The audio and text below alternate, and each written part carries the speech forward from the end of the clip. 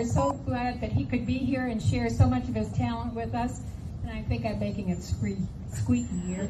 But anyway, here is Aaron. Thank you, Aaron. Thank you. You know, I love the energy here. This is what it's about, us coming together. I had a good mic. you know what it is? I'm behind the speakers. That's what it is. That's what it is. You know, the great civil rights icon, Fannie Lou Hamer, once said, "Never forget where you come from and always praise the bridges that carry you over."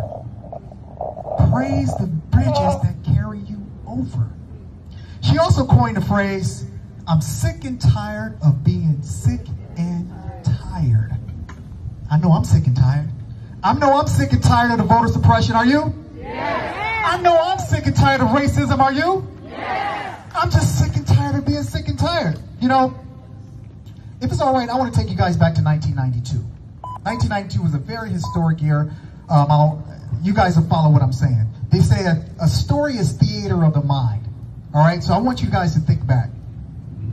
Okay, in 1992, the Summer Olympic Games were in Barcelona, Spain. It was in Barcelona, Spain. And that's the first time that we heard of a team called the Dream Team. On that team was arguably the greatest basketball player that ever lived, Michael Jordan. I mean, I'm sure LeBron James will have something to say about that when his career is over, but I digress. Also on that team was Magic Johnson and Larry Bird, a collection of the greatest athletes that ever lived on one team, right? And we as Americans got around the television set and we rooted them on the goal, just like we rooted on all the other athletes, right? Because they were Americans. It didn't matter if they were Republicans or Democrat or independents. It didn't matter what religion they were. It didn't matter what ethnicity they were. We rooted them on because we were Americans. That's what we do as Americans, right? Also that year, it showed the other side of America, the dark side of America in 1992.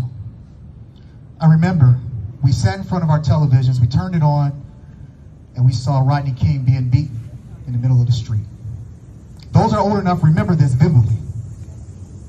That same year, those 4 officers were acquitted. That is still happening to this day. We're still fighting for justice today. Today. That was in 1992. I don't know how y'all feel, but I'm sick and tired of being sick and tired. Something else happened in 1992 that y'all don't know about, but it was historic. Only I knew about it. I know you're saying like, well, Aaron, I mean, how do you know about it and we didn't know about it? Well, it was the first time that Aaron Lavender exercised his right to vote in 1992. I'm going to tell you what, I know exactly who I voted for.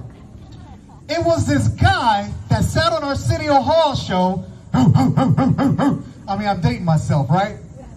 And he was wearing sunglasses and playing a saxophone heard around the world. All right?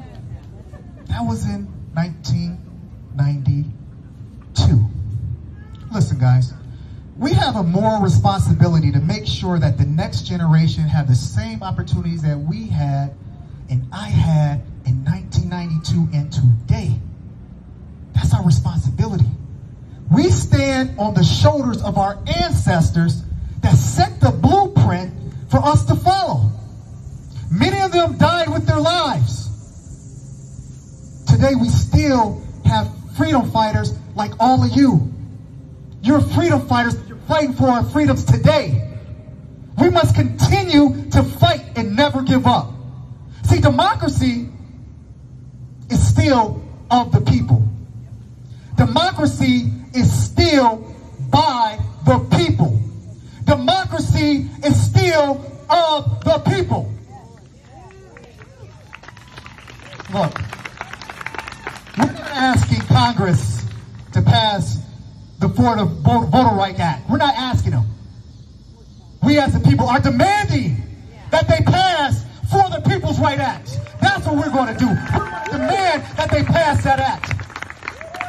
Like Pastor Johnson said, or Pastor Heather Boone said, your voice is your vote. And that's the power that they're afraid of. Together we must stand together in unison. We must continue to march. We must continue to demonstrate. And like Brother John Lewis, God rest his soul, we must get into good trouble. Thank you. God bless. One love.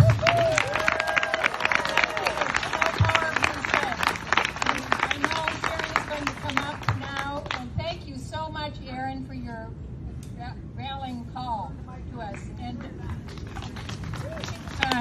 the mic is on. And I know that Sister Margaret Chapman is going to come up to close us out.